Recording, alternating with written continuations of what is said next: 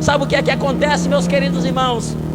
Existem momentos que as pessoas às vezes querem buscar a resposta diante de Deus, mas porque escutam o silêncio de Deus, por não ter a resposta dele, vai buscar a resposta no lugar errado.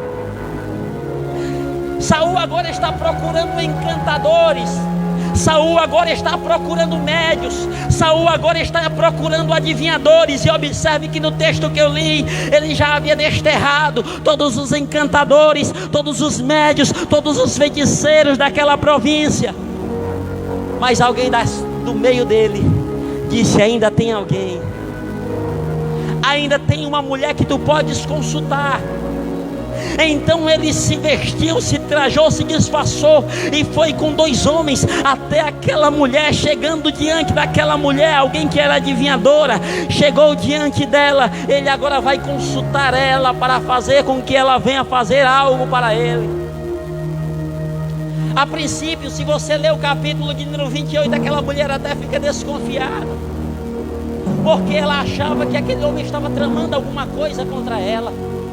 Porque Saul já havia desterrado todas, ela estava ali e agora ela ficou com medo. Então Saul, meu querido irmão, já distanciado de Deus, ele faz uma promessa para ela. Meus queridos, olha só o que Saul disse no versículo de número 10. Então Saul lhe jurou pelo Senhor, dizendo: vive o Senhor, que nenhum mal te sobrevirá por isso. Querido irmão, a pessoa quando está distanciada da presença do Senhor, até por o Senhor ele jura. A pessoa quando está distanciada da presença do Senhor, ela usa até o nome daquele que é sagrado para fazer algo que é errado. Foi o que aconteceu com Saul aqui nesse texto. Ele usou até o nome do Senhor, jurou até por aquilo que é santo, para as coisas que eram erradas. Então o que foi que aquela mulher fez? Ela pergunta quem é que ele quer consultar. Aí é aqui que está o perigo. Ele estava no lugar errado, estava jurando pelo Senhor e estava querendo invocar o espírito de alguém na qual já havia falecido, onde Hebreus diz que não pode mais voltar senão quando chegar o dia do juízo.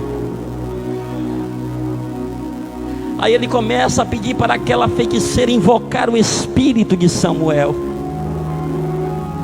Aquela feiticeira então faz o que ele deseja. Ela agora vai invocar o espírito de Samuel. Quando aquela feiticeira invoca o espírito de Samuel, meu querido irmão, olha só o que ela nos diz no versículo de número 12. E vendo, pois, a mulher a Samuel, gritou em alta voz. E a mulher falou Saul, dizendo: por que me tens enganado? Porque tu mesmo és Saul. Aquela mulher viu quem? Samuel. Mas a palavra de Deus nos diz que quando o homem morre e desce ao pó da terra, não vai aguardar o dia do juízo, o dia de ser ressuscitado. Porque aquela feiticeira agora conseguiu ver Samuel e reconhecer que aquele que estava pedindo aquele favor era Saul. Vamos entender agora. Versículo de número 13. E o rei lhe disse: não temas, porém, o que é que vês? Então a mulher responde: vejo deuses que sobem da terra. E lhe disse no 14: como é a sua figura? E disse ela: vem subindo um homem ancião e está envolto numa capa. Ancião quer dizer que já tinha uma idade avançada, já era velho, e que tinha sobre si uma capa.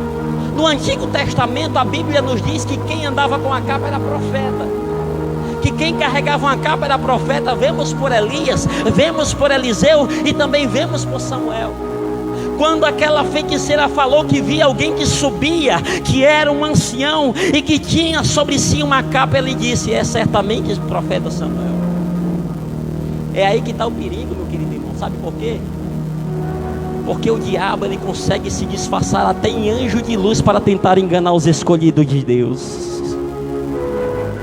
É por isso que no Espírito espiritismo as pessoas encontram-se enganadas. Sabe por quê? Porque ali baixam entidades demoníacas que conseguem enganar, que conseguem ali ludibriar a mente daqueles e fazem elas acreditar que aquela pessoa que está ali diante delas é aquela que ele queria ouvir, que ela queria ver.